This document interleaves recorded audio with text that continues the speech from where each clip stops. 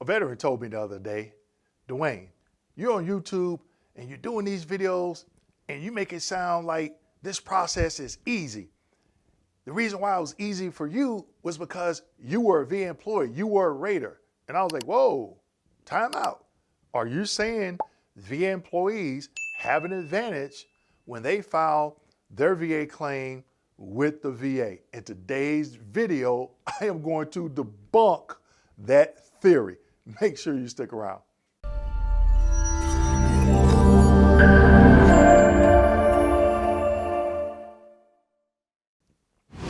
Hello everyone and welcome back to my channel. My name is Dwayne. I got a video for that Kimball, United States Army veteran and retired VA rating specialist. Make sure you go ahead and hit that like, subscribe, and notification button. Today's video. Veteran reached out to me and said, Dwayne, the reason why this claims process was easy for you, or you make it sound so easy, is because you were a VA employee and you have the advantage. And so today's video, I'm going to debunk that theory.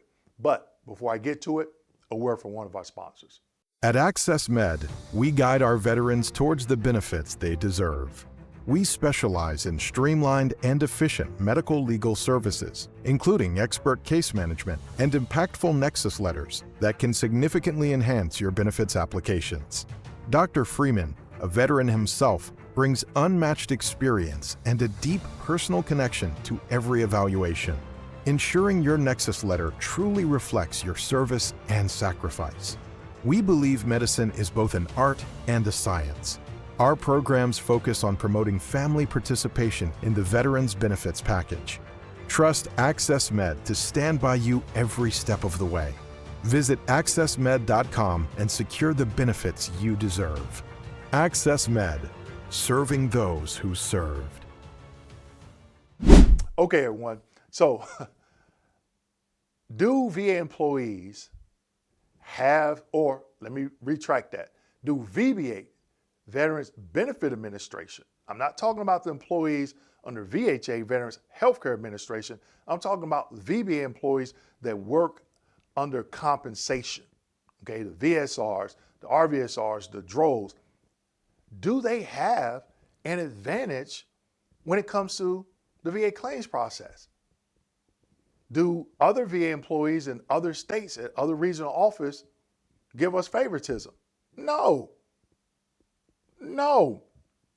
If you ask any rater, well, majority of raters, I'm confident they would say, hey, my process was not easy. Now, in today's video, I'm going to give you some of my experience when I was going through my claim.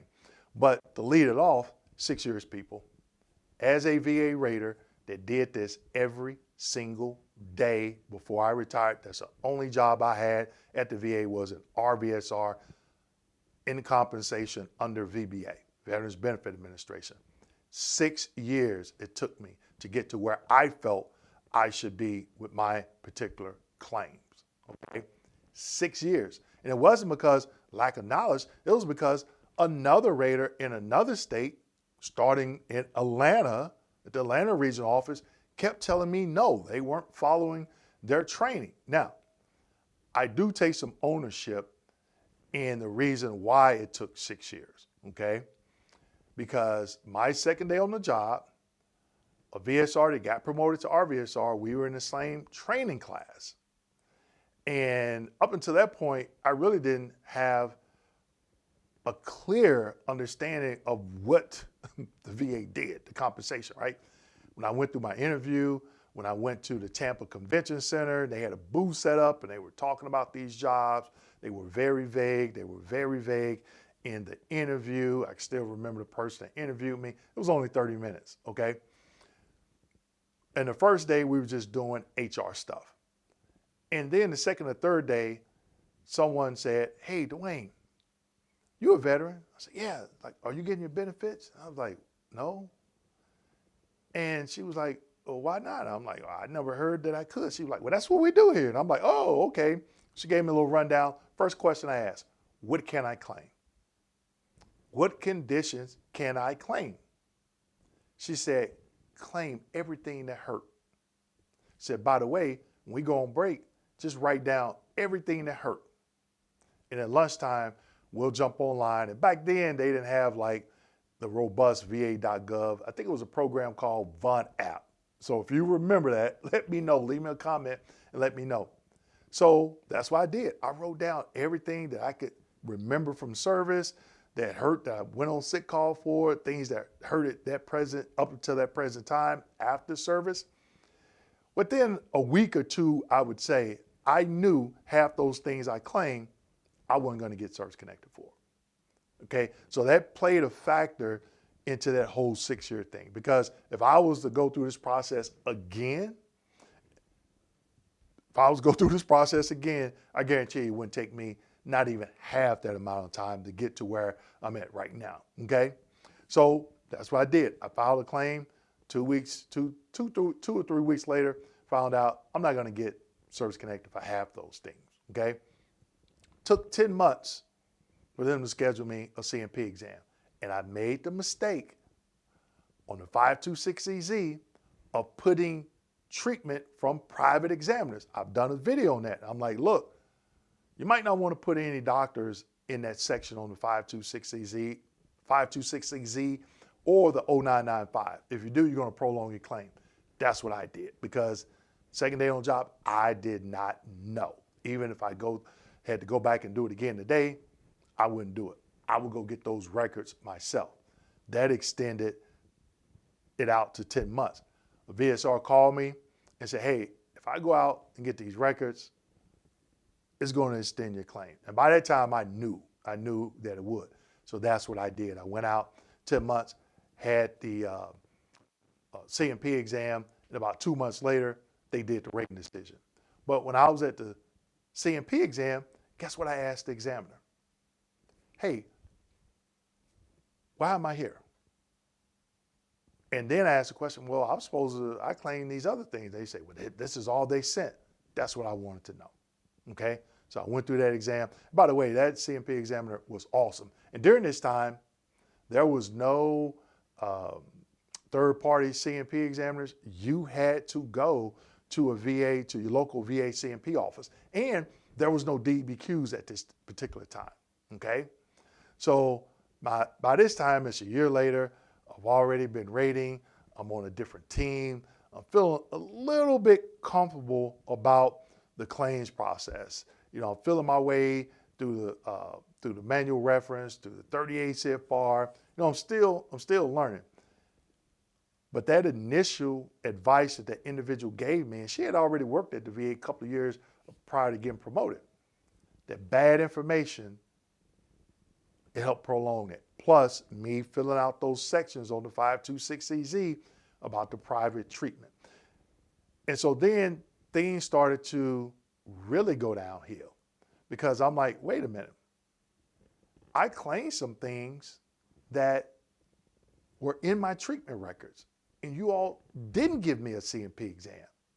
As a matter of fact, the Atlanta regional office was like, we don't even see those things that you're claiming. We don't see them in your records. I'm like, I know they're in the records. So I didn't have a copy, submitted the FOIA request. That took some time, okay? And also back then, there wasn't an intent to file, okay? So that took some time to get the records. That was a few months. But when I got them, I was like, I see everything right here. They flat out lied. They know I'm a VA employee because I worked out of the St. Petersburg regional office. So nobody in that office except one person could see my file. Okay, it was a paper file, and that was in Atlanta. Okay, so the person in the St. Petersburg regional office, they could go in the system and look and see, okay, wait a minute, you know, it's called MapD. I don't know if VA still use that, but if you're a VA employee and you still use MapD, leave a comment and let me know, all right? And so that person was not helpful at all. They didn't want to look up none. They were always like, oh, you got to make an appointment. I'm at lunch. I'm on break, you know, whatever. So when I started building my own file, keeping everything that I sent to VA and the VA sent me, that helped out a lot. But they knew, Atlanta Regional Office knew that I was a VBA employee because I was flagged as sensitive 7.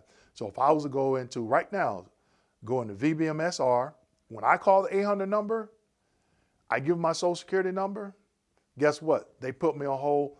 They have to route me to somebody else because I'm still flagged as sensitive 7. So they know, okay, I work for VBA. If the veteran is sensitive 6, they work under VHA. Okay, so VA employees, they know all this stuff, right? And then when I started getting copies of my rating code sheet, I have a video on that. What document the VA does not send to you. And in that, on that rating code sheet, if you go to the bottom, at least back then it was at the bottom, it's a special notation box where you can free text or free type some information in there. And when I received one of those rating code sheets, the RVSR puts in there, veteran cannot be awarded this particular condition at this percentage because they are a VSR. And I was like, thank you. Because I know you just violated that 38 CFR that states that you're not supposed to let your personal feelings come into play when you are adjudicating a claim. You pointed out a job that I've never worked in, and at the present time, I didn't work in. I hired in as an RVSR, and I retired as an RVSR, okay? So in that video where I talk about getting a copy of that document, the rating code sheet, look at that box, see if there's anything in there. 9 times out of 10, it's probably not. But I made sure I always check that. And then, check this out. I had 4 CMP exams before DBQs came out. 2 exams were favorable, 2 of them were not favorable. The 2 that were not favorable, they were horrible. You probably heard me talk about this before, all right? The CMP examiner, she knew I was sensitive 7. She just kept, one of them anyway, she just kept asking me questions. What do you do? What do you do? And I'm like, what does that have to do with the price of tea in China? Nothing, okay? So if you're a VA employee and you have went through this process or you're going through a process, let me know, hey, was it easy? Was it hard? But a lot of veterans think, oh, Dwayne, you worked inside the VA, VBA as a rater, so this process was easy for you. That is far from the truth. I think a lot of VA employees have it harder with their VA claim than veterans that never worked with the VA, okay? Because at each regional office, they have people that work sensitive 6, sensitive 7. I used to work sensitive 7 claims for VA employees out of Columbia, South Carolina that were veterans. I didn't have that access long because I granted a lot of 100%. I couldn't grant 100% out of the kindness of my heart. I had to grant it based off the regulation. If I granted it based off the kindness of my heart, or just, oh, the veteran served, I'm gonna give them 100%, I could have been fired because I didn't follow the VA regulations. But I was granting 100% at a high rate. Why? Because VA employees know what evidence and what evidence to submit and what evidence not to submit. Okay? And this is the blueprint that I'm giving to you on my YouTube channel, in my monthly membership group, in my book. And don't forget, make sure you pick up the new book. There's a pre-sale is going on now, okay? The link is in the description section. But it's not easy for VA employees, in my opinion, okay? So I just want to do a video to debunk that theory. With that being said, make sure you like, subscribe, hit that notification button, and as always, share this video with your fellow veterans. Thank you.